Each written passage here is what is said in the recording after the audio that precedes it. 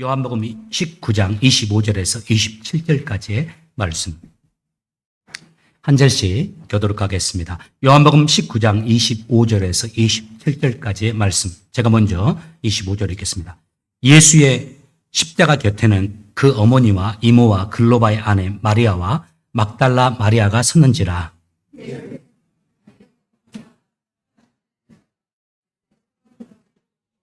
자기 어머니께 말씀하시되 여자여 보소서 아들이니이다 하시고 같이 읽겠습니다. 또 그 제자에게 이르시되 보라 내 어머니라 하시는데 그때부터 그 제자가 자기 집에 모시니라. 아멘. 예, 앉으시기 바랍니다. 우리 조갈렙 집사님, 종은신 간사님 부부가 이렇게 같이 예배에 참여했잖아요. 목사님이 이제 이사 온 거예요 하는데 그렇지 않습니다. 잠깐 이렇게 세미나가 웨스트 보지니아 쪽에 있어서 세미나 참석하고 또 지금 살고 있는 또 아마 곧 또 텍사스로 돌아가서 또 삶을 진행합니다. 우리 간사님, 우리 집사님 오셨는데 오늘 같이 짧은 시간일 것 같은데 잊지 못할 사랑 교제 나누시고 축복하고 새로 오신 분들도 좀 있습니다. 새로 오신 분들과도 같이 나누시면서 좋은 교제의 시간 되시길 바라겠습니다. 자, 말씀 들어가도록 하겠습니다. 오늘 질문을 하면서 한 가지 질문하면서 말씀 시작하고 싶어요. 예수님이 가장 아끼시고 사랑했던 제자가 12명이지 않습니까? 12명이 어떤 신학자는 이 12명이 이 땅에 존재하는 그리스도인들의 각각 특성을 가진 모든 사람들의 총합이다 이렇게 표현을 했어요. 우리 가운데 다 특성, 성품들이 다르잖아요. 그 예수님이 선택하신 그 12명이 이 땅에 존재하는 예수 믿는 사람들의 모든 특성을 대표하는 이 12명이다 이렇게 표현을 했어요. 자, 12명의 그리스도인들이 12명의 제자들이 있는데 여러분 이 12명의 제자 가운데 여러분 딱 한 사람 나 이 사람 닮고 싶다. 내가 이 사람과 같이 주님을 믿고 싶고 우리가 이런 사람이 되었으면 하는 사람 딱 한 사람 고르라 한다면 여러분 누구 고르겠습니까? 여러분 수제자 복음의 사람 수제자 베드로 어떻습니까? 또 첫 순교자 복음을 위해서 내 인생을 진짜 아낌없이 드렸던 그 야고보 선지자 선택한 거 어떻습니까? 예수님이 참 이 사람 귀하죠. 간사함이 없는 사람이라고 내면을 다 읽으신 하나님이 간사함이 없는 사람이라고 말했던 그 나다나엘 바돌로메 여러분 어떠세요? 모두가 다 훌륭한 사람들입니다. 우리가 다 닮아야 할 분들이죠. 그런데 저는 특별히 하나님이 너희 교인들, 너와 너희 교인들이 누구를 닮기로 원하느냐 12명 중에 한 사람 픽해봐라. 그런다면 저는 이 사람을 고르겠어요. 하나님 요한입니다. 저는 저와 우리 성도님들이 우리 주찬양 교회가 요한을 닮기를 원합니다. 우리가 요한의 영성을 가진 주님의 제자들이 되길 원합니다. 라고 제가 기도하겠어요. 여러분 이 사실 압니까? 예수님이 12제자 가운데 가장 사랑한 사람이 바로 요한이었습니다. 복음서를 읽어보면 예수님이 사랑하는 사람이라고 특별하게 기록되어 있어요. 제자들도 이 사실을 다 알았어요. 예수님이 다른 제자들도 다 사랑했지만 특별히 예수님이 마음을 두고 사랑하고 아끼고 자기 곁에 두었던 사람이 바로 요한입니다. 오늘은 저와 여러분이 함께 예수님이 왜 이 요한을 그렇게 소중하게 생각했을까? 예수님은 왜 다른 많은 제자들 12제자 가운데 특별히 이 요한을 아끼시고 사랑하셨을까에 대해서 그 이유가 될 만한 두 가지 모습을 함께 살피고자 해요. 첫 번째 모습이 25절과 26절에 나와 있습니다. 한번 띄워주십시오. 예수님 십자가 곁에는 그 어머니와 이모와 글로바의 아내 마리아와 막달라 마리아가 섰는지라. 그 다음 예수께서 자기의 어머니와 사랑하시는 제자가 곁에 서 있는 것을 보시고. 첫 번째요. 요한이 다른 것이 이겁니다. 주님에 대한 변함없는 사랑을 가진 사람이에요. 주님을 사랑하되 어떤 상황에도 그 사랑이 변함없는 사랑의 믿음을 가진 사람이기 때문에 그래요. 우리가 흔히들 예수님께서 붙잡혀서 십자가에 달려 계실 때 주님의 제자들이 다 도망간 줄 압니다. 저도 어렸을 때 그렇게 배웠어요. 예수님이 붙잡히고 십자가에 달렸을 때 주님의 제자들 모두가 다 주님을 모른다고 도망갔다고요. 그런데 성경은 그렇지 않습니다. 오늘 본문을 보십시오. 지금 주님이 십자가에 달려 있는 상황이거든요. 그런데 그 십자가 밑에 몇 사람들이 나와 있어요. 저는 의도적으로 성령께서, 주님께서 이것을 기록한 거라고 봐요. 그 십자가에 달려 계시는데 그 밑에 있는 사람들을 이렇게 기록합니다. 예수님의 육체 어머님 마리아, 그리고 글로바의 아내 마리아, 막달라 마리아, 그리고 한 사람 더 있죠. 누굽니까? 주님의 제자 요한이 그 십자가 밑에서 예수님을 지키고 있어요. 저는 이 구절이 주님 앞에 요한이 어떤 사람인가를 무엇보다 잘 말해준다라고 생각해요. 마태복음 26장에 보면 우리 주님께서 제자들을 모아놓고서 예수님이 곧 십자가를 지시게 될 것이고, 또 제자들은 예수님이 십자가 지실 때 다 뿔뿔이 흩어지고 나를 버릴 것이다라고 말씀을 해요. 그때 수제자 베드로가 어떻게 말했는지 여러분 기억합니까? 베드로가 모두가 다 주를 버릴지라도 자신은 결코 버리지 않겠다고 호언장담합니다. 그러자 주님께서 다 울기 전에 네가 나를 3번 부인하리라 라고 이 말씀을 하시죠. 이에 베드로와 제자들이 또 이렇게 대답하죠. 마태복음 26장 35절 말씀. 베드로가 이르되 내가 주와 함께 죽을지언정 주를 부인하지 않겠나이다 하고 다른 모든 제자들도 이와 같이 말합니다. 목숨을 잃게 된다 할지라도 결코 주를 부인하지 않겠다고 호언장담해요. 저는 이 베드로의 이 말이 진심이었을 거라고 생각합니다. 진심이었을 거예요. 그러나 그가 주님을 부인합니다. 그것도 3번씩이나요. 다른 제자들은, 베드로도 이런데 뭐 다른 제자들은 말할 것도 없죠. 그 이유 우리가 알다시피 공포와 두려움 때문이죠. 예수님과 엮이면 지금 자신들도 큰 고통을 당하거나 예수님과 같이 목숨을 잃을 수 있는 상황이잖아요. 그래서 모두가 다 마음과 달리 주님을 외면하는 모습을 보입니다. 그런데 딱 한 사람은 달랐어요. 요한복음 18장에 보면 예수님이 군병들에 잡혀 안나스에게 끌려가는 장면이 나오는데 그때부터 요한이 예수님을 따라다닙니다. 물론 요한이 대제사장과 아는 사이라고 18장에 나와요. 그래서 아마 호의를 받고 좀 도움을 받아서 이해를 받고 예수님을 좀 가까이 따라갈 수 있었을 겁니다. 그러나 그렇다고 해도 이것은 위험천만한 행위입니다. 지금 예수님은 이미 극악무도한 죄인이 되어서 이제 십자가를 질 상황이잖아요. 앞에서 언급한 대로 주님의 제자라는 사실이 밝혀지면 그 사실로 인해서 요한도 어떤 상황이 요한에게 펼쳐질지 모릅니다. 어려움, 고초를 당하거나 혹은 죽임도 같이 당할 수 있는 상황이에요. 다른 제자들과 별반 다를 바가 없는 입장이죠. 이 사실을 요한도 잘 알았을 겁니다. 그런데 그가 예수님을 떠나지 않습니다. 그도 불안하고 두려웠을 거예요. 그런데 여러분 보십시오. 끝까지 예수님을 떠나지 않습니다. 늘 제자들에게 예수님은 필요했죠. 3년 내내. 예수님이 제자들에게 필요했습니다. 제자들이 예수님에게 필요한 것보다는. 그런데 제자들이 예수님에게 필요한 순간을 찾으라면 저는 예수님이 십자가에 달려서 가장 힘든 시간이라고 생각해요. 누군가가 예수님에게 필요한 상황을 찾으란다면 예수님이 십자가에 달리는 이 어려운 순간인데 그 순간에 예수님의 제자 가운데 딱 예수님 곁에 남아서 예수님 곁을 지키고 예수님과 함께 있는 사람이 딱 요한 한 사람이었어요.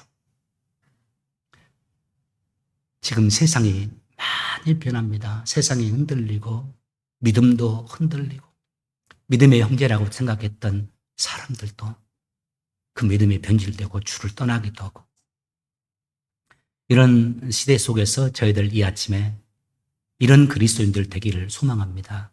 끝까지 주님을 사랑할 수 있는 저희들 되기를 원해요.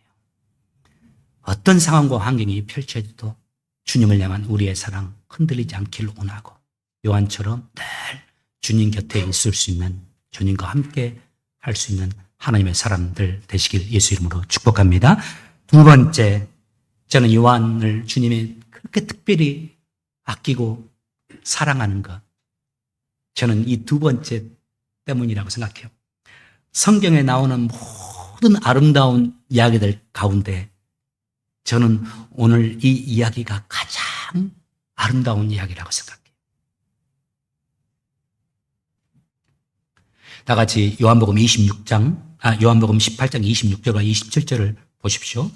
예수께서 자기의 어머니와 사랑하시는 제자가 곁에 서 있는 것을 보시고 어머니께 말씀하시되 여자여 보소서 아들이니이다 하시고, 이때 여자라는 것이 여자 저 여자 이런 말 아닌데 상당히 귀부인같이 높이는 용어입니다. 예수님 앞에 밑에 있는 마리아에게 여자여 보소서 당신의 아들입니다. 예수님을 가르쳐서 한 거 아니에요. 그 옆에 서 있는 요한을 향해 요한을 가르치면서 여자여 보소서 당신의 아들입니다. 그리고 또 그 제자에게 이르시되, 요한을 말하는 겁니다. 보라 너의 어머니다 하신데, 그때부터 그 제자가 자기의 집에 모시니라.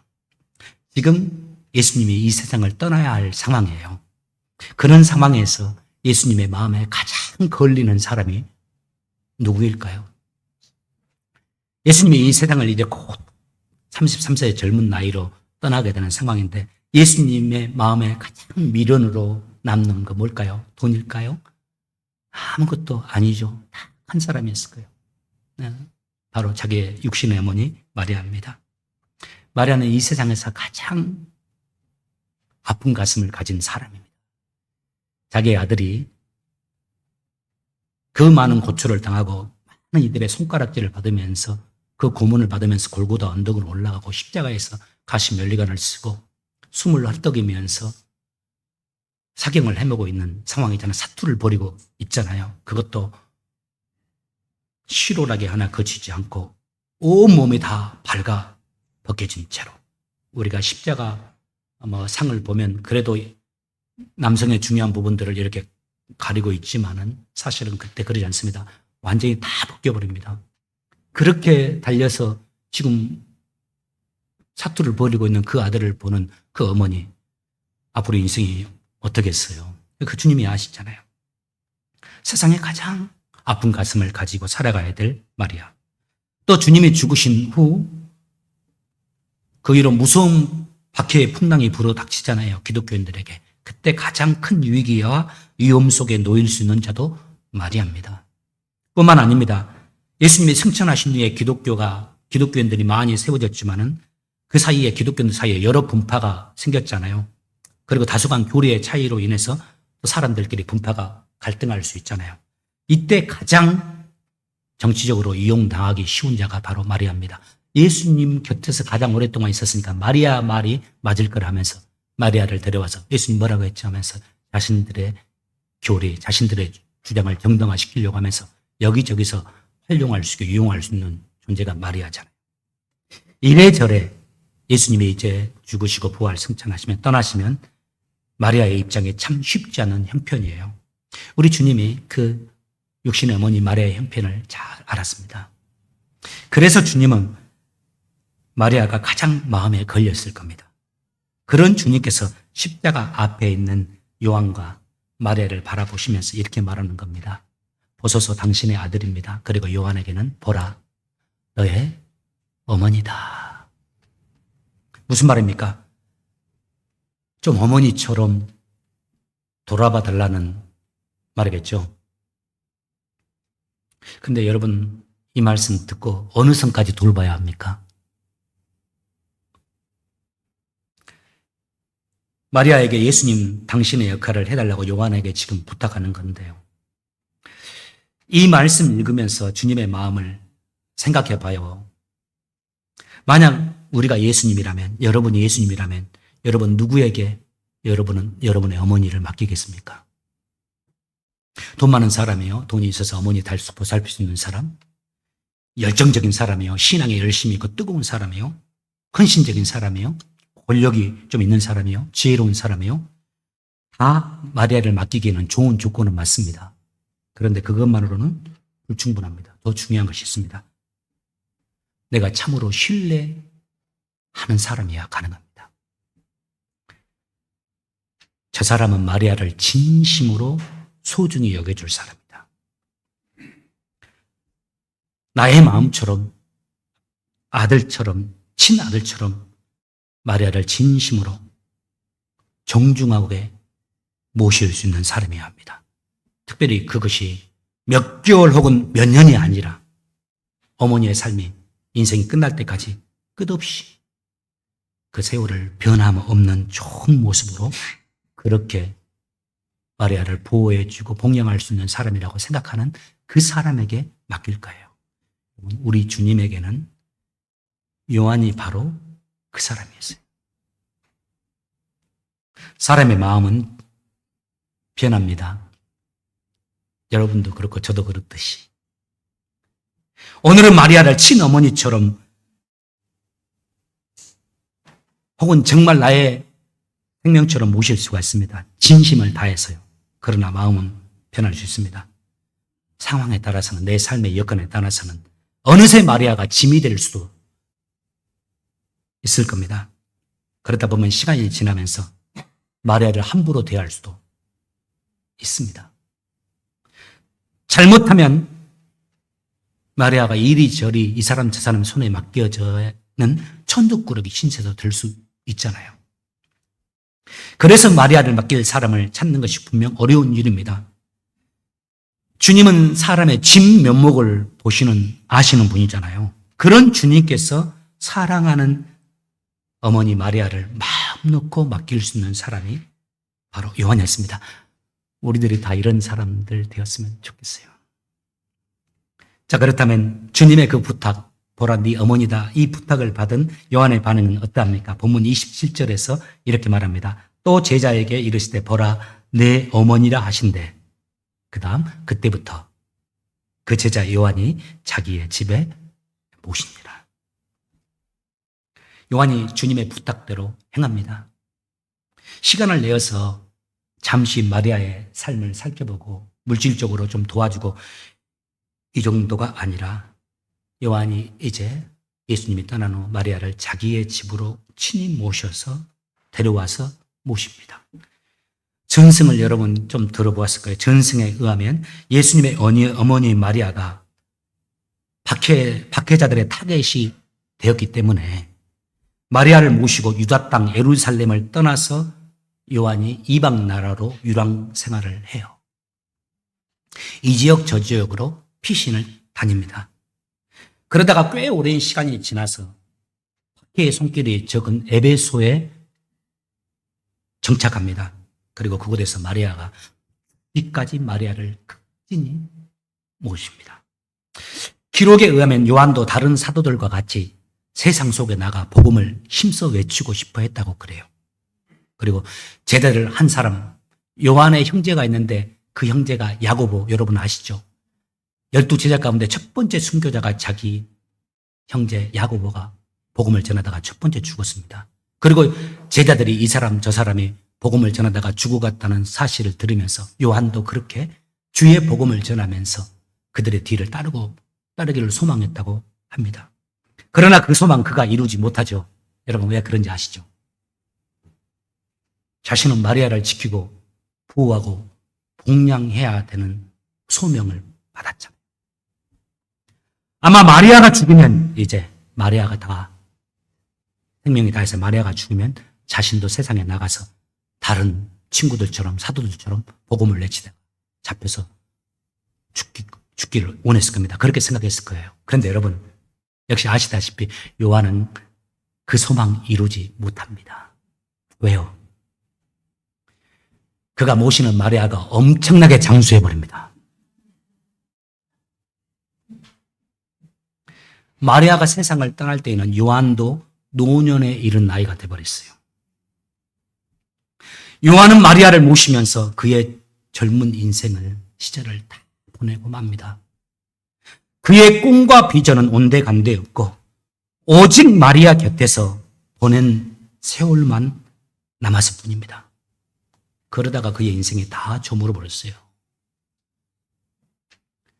저는 생각해 봅니다. 만약 예수님이 마리아를 베드로에게 맡겼으면 어떤 일이 일어났을까? 여러분 생각해 보십시오.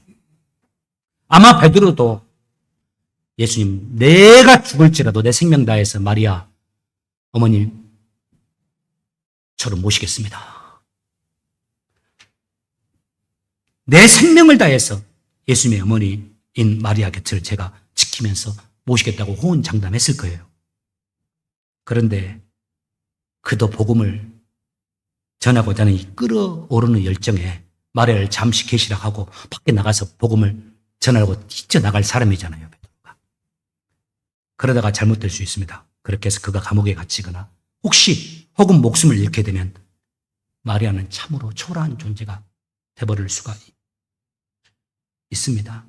이 사람 저 사람의 손에 맡겨지는 인생이 되기 십상입니다. 이런 점 생각해 볼 때 주님이 마음 편히 당신의 가장 사랑하는 어머니를 맡길 수 있는, 부탁할 수 있는 사람이 바로 요한이었을 것이다 생각을 하게 됩니다.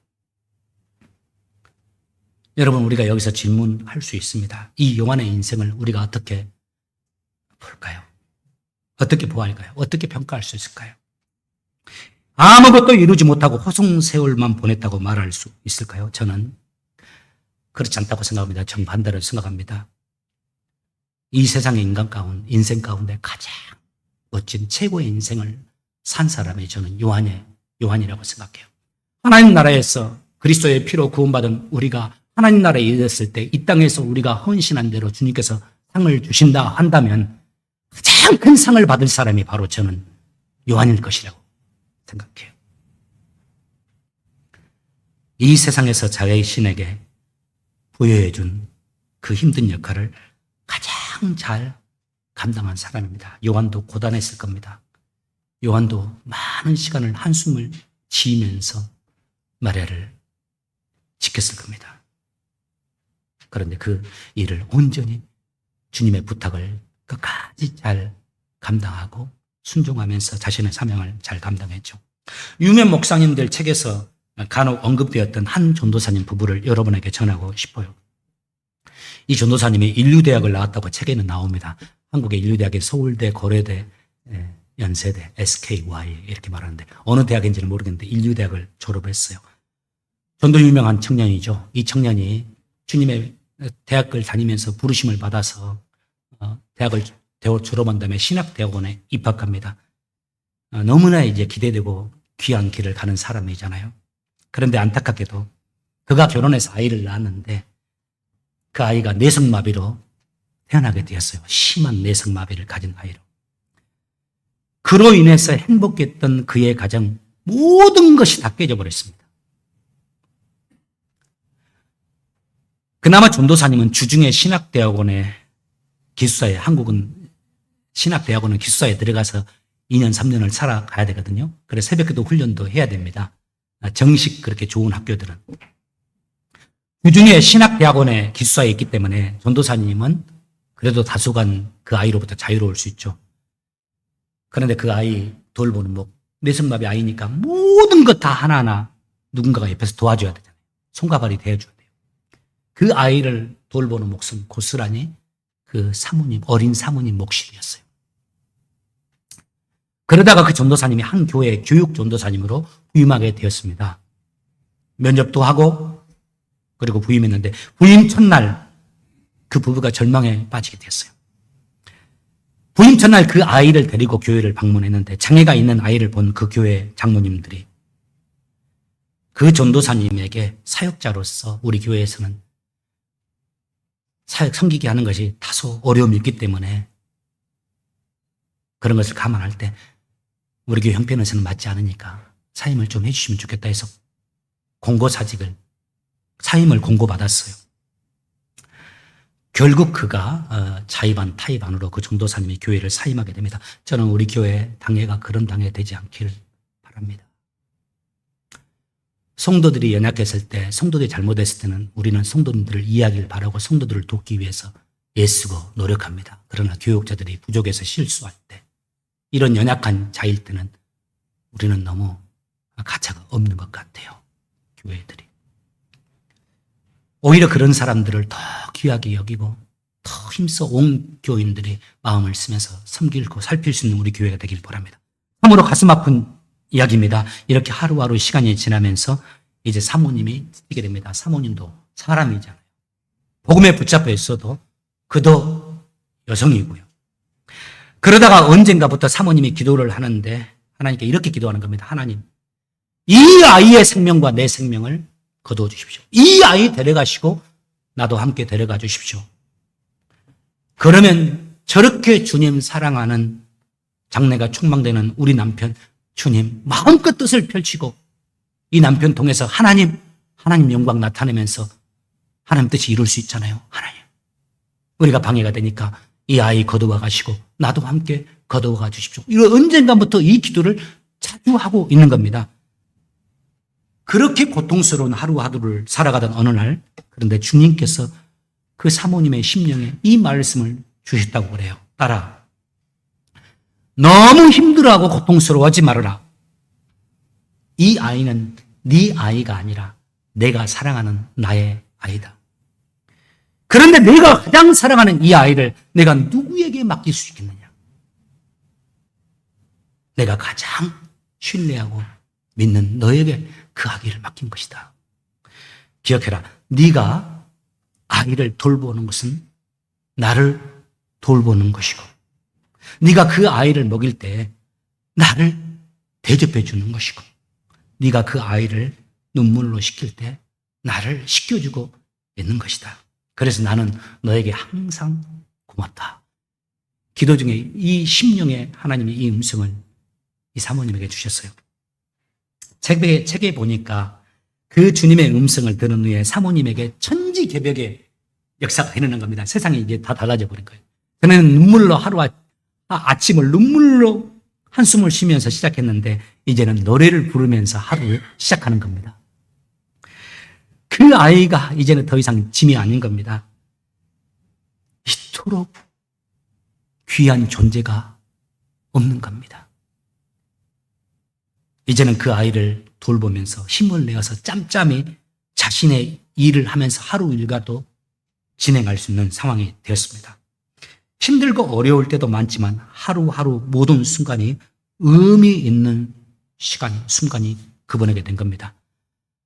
그 아이가 그 사모님에게 주어진 선물이 된 겁니다. 그 아이를 돌보는 것이 자신의 사명임을 깨닫게 된 겁니다. 우리가 위험한 나라에 가서 복음을 전하는 그것 주님의 제자들에게 맡겨진 사명입니다. 그러나 그것만이 사명은 아닙니다. 하나님이 나를 통해서 이룬 내 가정에 하나님의 구원이 이르게 하기 위해서 눈물로 기도하고 인내하면서 지내는 그것도 우리의 사명입니다. 부족하고 답답한 가족들이 하나님의 사람으로 세워질 수 있도록 힘쓰고 애쓰고 견뎌내는 것도 사명입니다.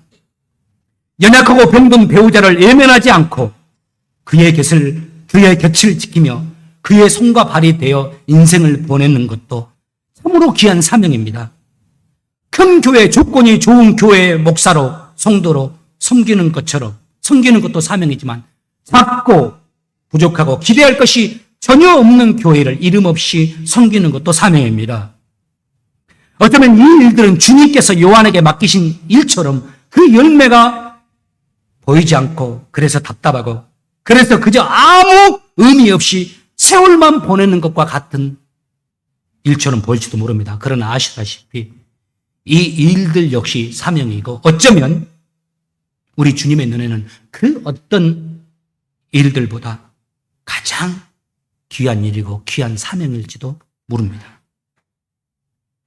중요한 것은 우리는 이런 사명을 살아가는 우리에게 무엇보다 중요한 것이 있습니다. 바로 요한과 같은 자가 되는 겁니다. 주님께서 어떤 일이든 나에게 편히 맡길 수 있는 그런 사람이 되는 것. 그리고 주님이 내게 맡긴 그 일이 어떤 일이든 그 일이 무엇이든 내가 그 일을 소중히 여기고 그 일에 내 삶을 드리면서 살아갈 수 있는 그리스도인이 되는 거예요. 저는 우리의 삶 자체가 사명이라고 생각합니다. 사명 감당하기 위해서 멀리 가는 것도 필요한데요. 멀리 갈 필요는 없습니다. 지금 우리가 서 있는 자리가 하나님이 나를 보내신 사역지고 사명의 자리입니다. 내 가정이 사명의 장소입니다. 내 가족들이 저 성교주에서 내가 섬겨야 될 대상들과 같이 하나님이 내게 섬기라고 보낸 사명의 대상들입니다. 내 가족이 사명입니다. 내 교회가 교회를 섬기는 것이 사명입니다. 나를 또 세상에 보내시고 빛과 소금이 되라 하는데 견디기도 힘든 그 세상, 그리스도인으로 살아내기도 힘든 그 세상 속에서도 빛이 되면서 소금을 드러내라고 하는 것도 하나님이 우리에게 부여해 주신 우리 각자의 사명입니다. 여러분 어떤 사명을 받았습니까? 여러분 사명의 자리 어떻습니까? 간절히 소망합니다. 그 사명 요한처럼 믿음으로 아멘 하시고 끝까지 그 사명 잘 감당하시고 요한처럼 아름답게 주님 앞에 드려지는 인생을 살아가시길, 그래서 주님 성경에 기록된 대로 주님이 사랑하시는 제자라고 칭함을 받는 저와 여러분 되시길 예수 이름으로 축복합니다. 기도하겠습니다. 주님, 저희들 주님 닮기를 원합니다. 그리고 또 주님이 사랑하셨던 요한도 닮기를 원합니다. 주님께서 우리를 보내신 우리의 사명의 자리들을 생각해 봅니다. 나의 가정, 나의 식구들, 나의 교우들, 나를 보내신 삶의 모든 현장 속에서 주님 때로 공고하고 힘들고 답답할지라도 주님의 사람 요한처럼 주님이 내게 맡기신 사명들, 삶을 드리면서 온 정성을 다하면서 그곳에서 꽃을 피우고 믿음의 꽃을 피우고 믿음의 빛을 비추면서 주님의 제자로서의 사명을 온전히 감당하는 하나님의 사람들 되게 하여 주옵소서. 저희들 그렇게 살기에는 많이 부족합니다. 주님, 그런 저희들에게 그렇게 살 수 있도록 지혜도 주시고 그렇게 살 수 있도록 성령님 우리에게 힘도 더하여 주시고 그렇게 살아갈 수 있도록 우리의 삶의 요건도 주께서 조성하여 주옵소서. 그래서 우리의 인생 끝마치고 주님 앞에 섰을 때 잘했더라고, 착하고 충성된 종이라고 칭찬을 받는 하나님의 사람들 되게 하여 주옵소서. 예수님의 이름으로 기도합니다. 아멘. 우리 다 같이